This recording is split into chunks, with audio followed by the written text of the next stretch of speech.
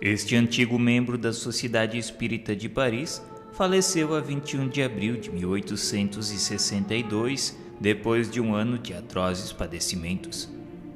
Prevendo a morte, dirigirá ao presidente da sociedade uma carta com o tópico seguinte: podendo dar-se o caso de ser surpreendido pela separação entre minha alma e meu corpo, ocorre-me reiterar-vos um pedido que vos fiz há cerca de um ano, qual o de evocar o meu espírito o mais breve possível, a fim de, como membro assaz inútil da sociedade, poder prestar-lhe para alguma coisa depois de morto, esclarecendo fase por fase as circunstâncias decorrentes do que o vulgo chama morte, e que para nós outros, os espíritas, não passa de uma transformação, segundo os desígnios insondáveis de Deus, mas sempre útil ao fim que ele se propõe.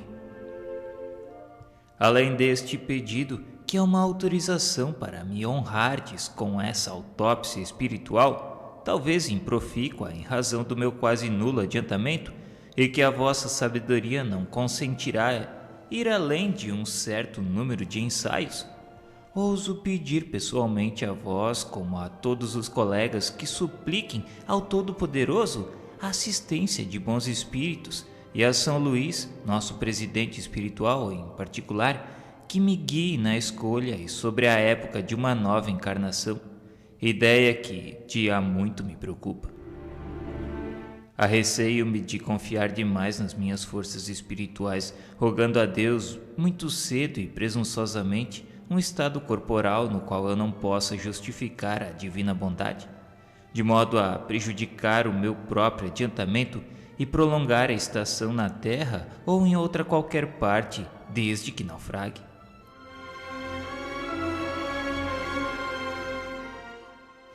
Para satisfazer-lhe o desejo, evocando o mais breve possível, dirigimos-nos com alguns membros da sociedade à Câmara Mortuária, onde, em presença do seu corpo, se passou o seguinte colóquio, precedendo uma hora o respectivo enterro. Era duplo o nosso fim. Íamos cumprir uma vontade última e íamos observar ainda uma vez a situação de uma alma em momento tão imediato à morte, tratando-se ao demais de um homem eminentemente esclarecido, inteligente e profundamente convicto das verdades espíritas. Íamos, enfim, colher nas suas primeiras impressões a prova de quanto, sobre o estado de espírito, pode influir a compenetração dessas verdades. E não nos iludimos na expectativa, porquanto o senhor Sansão descreveu plenamente lúcido o instante da transição, vendo-se morrer e renascer, o que é uma circunstância pouco comum e só devida à elevação do seu espírito.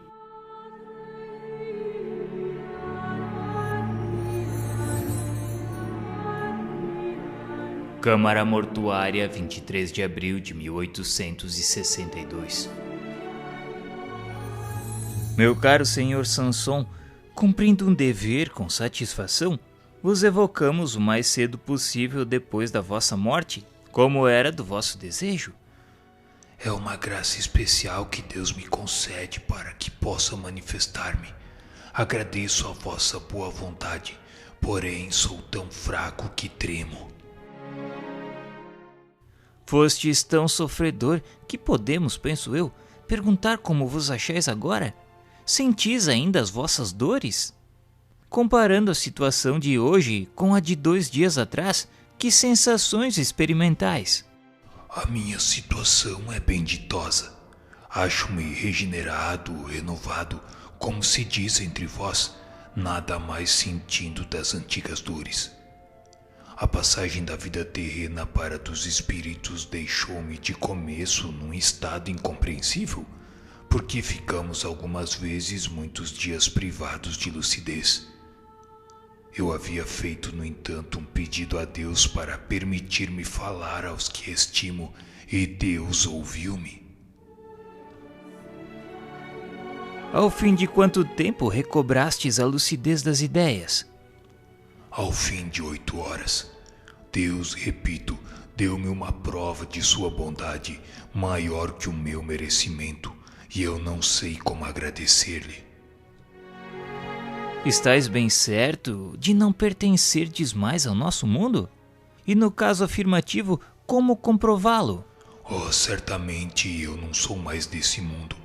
Porém, estarei sempre ao vosso lado para vos proteger e sustentar, a fim de pregardes a caridade e a abnegação que foram os guias da minha vida. Depois ensinarei a verdadeira fé, a fé espírita que deve elevar a crença do bom e do justo. Estou forte e robusto, em uma palavra, estou transformado. Em mim não reconhecereis mais o velho enfermo que tudo devia esquecer, fugindo de todo prazer e alegria. Eu sou o espírito e a minha pátria é o espaço.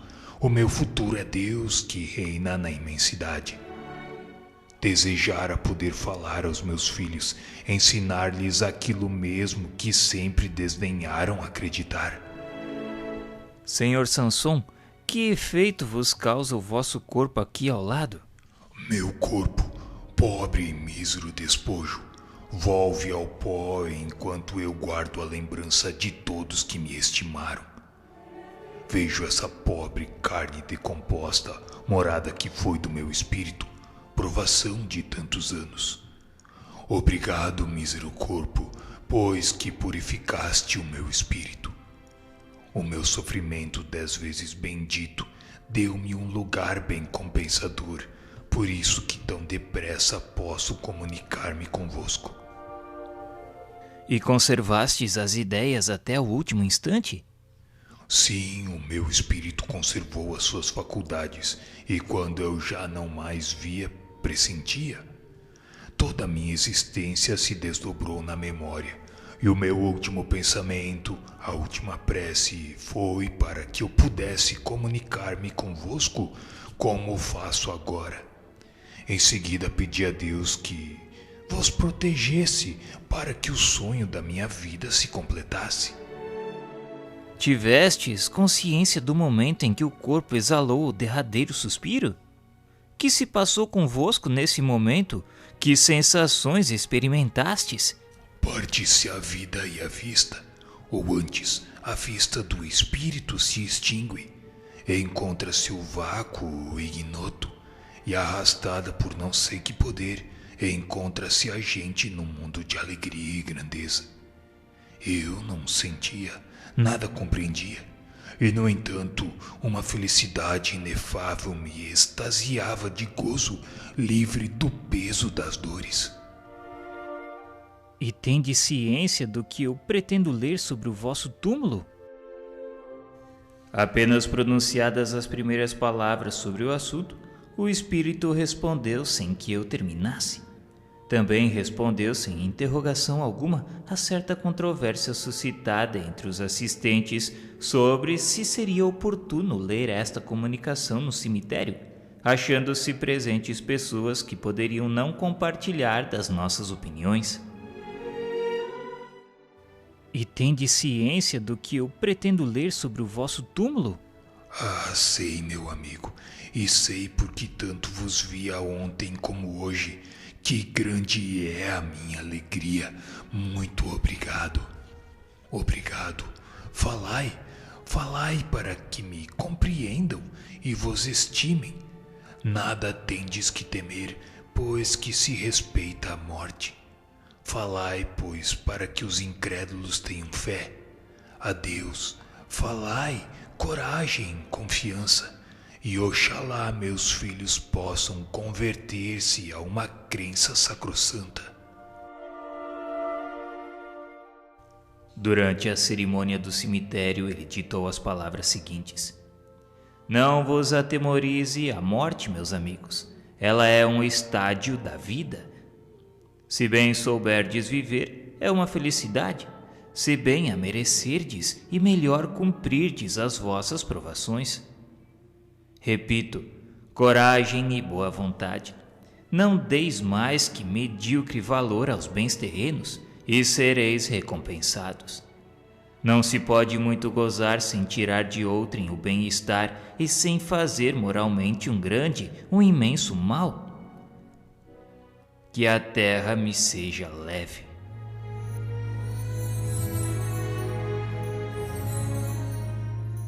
Sociedade Espírita de Paris, 25 de abril de 1862. Consideramo-nos felizes pela entrevista que tivemos no dia do vosso enterro, e visto que o permitis, mais felizes seremos em completar-a para a nossa instrução. Estou pronto, meus amigos, e sinto-me feliz por pensardes em mim. A ideia falsa que fazemos do mundo invisível é o mais das vezes o que nos leva à descrença. E assim tudo que possa esclarecer-nos a tal respeito será para nós da mais alta importância. Por isso não vos surpreendam, portanto, as perguntas que porventura vos fizermos. Espero-as e não ficarei surpreendido. Descrevestes luminosamente a transição para outra vida. Dissestes que no momento de exalar o corpo, o derradeiro alento, a vida se passa e a vista se extingue. E será esse momento seguido de qualquer sensação dolorosa? Mas de certo que sim, pois a vida não passa de uma série contínua de dores, das quais a morte é complemento. Daí uma ruptura violenta, como se o espírito houvesse de fazer um esforço sobre-humano para escapar-se do seu invólucro, esforço que absorve todo o ser, fazendo-lhe perder o conhecimento do seu destino. Este caso não é geral, pois a experiência prova que muitos espíritos perdem a consciência antes de expirar, assim como nos que atingiram certo grau de desmaterialização, o desprendimento se opera sem esforço. Sabeis se há espíritos para os quais o momento extremo seja mais penoso? Será ele mais doloroso ao materialista, por exemplo? Isso é certo, porque o espírito preparado tem já esquecido o sofrimento, ou antes habituou-se com ele e a calma com que encara a morte o impede de sofrer duplamente, prevendo que por ela o aguarda. O sofrimento moral é mais forte e a sua ausência por ocasião da morte é por si só um grande alívio. O descrente assemelha-se ao condenado à pena última, cujo pensamento antevê o cutelo e o ignoto. Entre esta morte e a do ateu há paridade. Haverá materialistas bastante endurecidos para julgarem nesse momento que vão ser arremessados ao nada? Sim, eles acreditam em o nada até a última hora. Mas no momento da separação, o espírito recua, a dúvida empolga-o e tortura-o. Pergunta-se a si mesmo o que vai ser, quer algo a aprender e nada pode. O desprendimento não pode completar-se sem esta impressão. Em outras circunstâncias, um espírito fez-nos a seguinte descrição da morte do incrédulo. Experimentam nos últimos instantes as angústias desses pesadelos terríveis em que se veem em escarpas de abismos prestes a tragá-los. Querem fugir e não podem. Procuram agarrar-se a qualquer coisa, mas não encontram apoio e sentem precipitar-se. Querem clamar, gritar e nem sequer um som podem articular. Então vemo-los contorcerem-se, crispar as mãos, dar gritos sufocados, outros tantos sintomas do pesadelo de que são vítimas. No pesadelo ordinário do sonho, o despertar tira-vos a inquietação, e aliviados sois pela compreensão de que sonháveis. O pesadelo da morte prolonga-se muita vez por longo tempo, por anos mesmo, e o que torna a sensação ainda mais penosa para o espírito são as trevas em que se encontra imerso. Dissestes que por ocasião de espiar nada vieis, porém pressentieis. Compreende-se que nada visseis corporalmente, mas o que pressentieis antes da extinção seria já a claridade do mundo dos espíritos? Foi o que eu disse precedentemente. O instante da morte dá clarividência ao espírito. Os olhos não veem, Porém, o espírito, que possui uma vista bem mais profunda, descobre instantaneamente um mundo desconhecido, e a verdade, brilhando de súbito, lhe dá momentaneamente imensa alegria ou funda mágoa, conforme o estado de consciência e a lembrança da vida passada. Trata-se do instante que precede a morte, ou antes, daquele em que se perde a consciência, o que explica a palavra momentaneamente, pois as impressões agradáveis ou penosas, quaisquer que sejam, sobrevivem ao despertar. Podeis dizer-nos então o que vos impressionou, o que viste no momento em que os vossos olhos se abriram à luz? Podeis descrever-nos, se é possível, o aspecto das coisas que se vos depararam? Quando pude voltar a mim e ver o que tinha diante dos olhos, fiquei como que ofuscado, sem poder compreender, porquanto a lucidez não volta repentinamente. Deus, porém, que me deu uma prova exuberante da sua bondade, permitiu-me recuperasse as faculdades.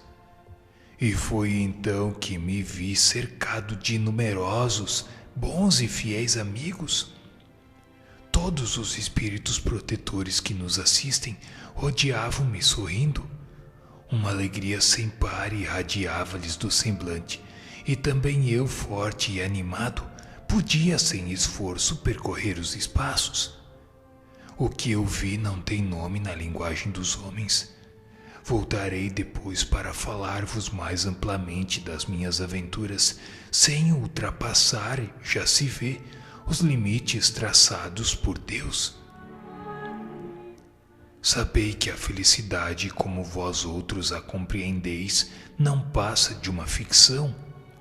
Vivei sabiamente e santamente, pela caridade e pelo amor, e tereis feito jus a impressões e delícias que o maior dos poetas não saberia descrever.